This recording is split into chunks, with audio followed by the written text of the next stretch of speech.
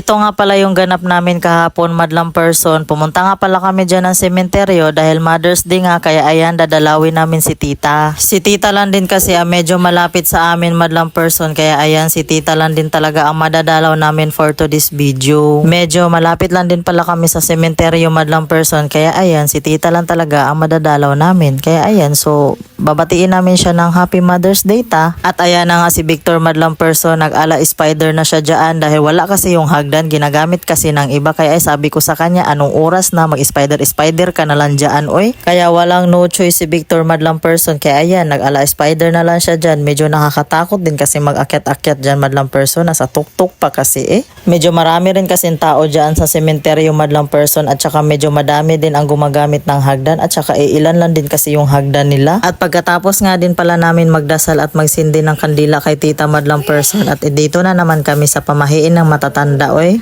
Pamahiin na rin kasi talaga namin to, no, ng mga lola-lulo namin. At saka pagkatapos nga daw kasi pumunta ng sementeryo, ayan, bago umuwi ng bahay, magpausok nga daw muna. At pagkatapos namin sa sementeryo, madlang person, ay pumunta rin pala kami sa simbahan para din magsindi ng kandila at para magpasalamat din sa Panginoon sa mga blessings na dumating sa amin, lalo na sa araw-araw. Si Father nga pala yan nakatayo, madlang person, so buti na lang talaga walang simba dahil nakapambahay lang din kasi kami dyan, madlang person, so magsisindi lang talaga kami ng kandila dyan, oy. Alam nyo, madlang person, ay bihira lang din kasi talaga kami makapagsimba, pero kahit bihira lang kayo makapagsimba, madlang person, ay hindi pa rin kami nakakalimot sa kanya. Minsan nga kahit gabing-gabi na ay napunta pa rin kami dyan magsindi ng kandila para lang magpapasalamat sa lahat-lahat ng blessing, lalo na sa pagising sa araw-araw. At nadaanan nga din pala namin itong kumpare namin na CEO, businessman, padungis-dungis lang yan, madlang person, pero limpak-limpak ang pera niya, di ba parikoy? Nag-aya kasi siya kay Victor, madlang person, na magtagay-tagay daw silang dalawa kay Mother's Day man daw kunoy. Kaya ayan, si Victor bumili ng pampulutan at saka pang ulam na din namin.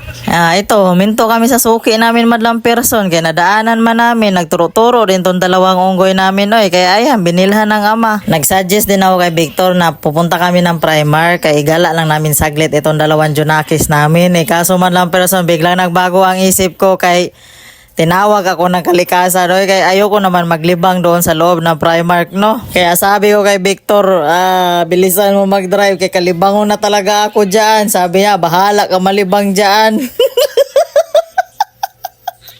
Yawa.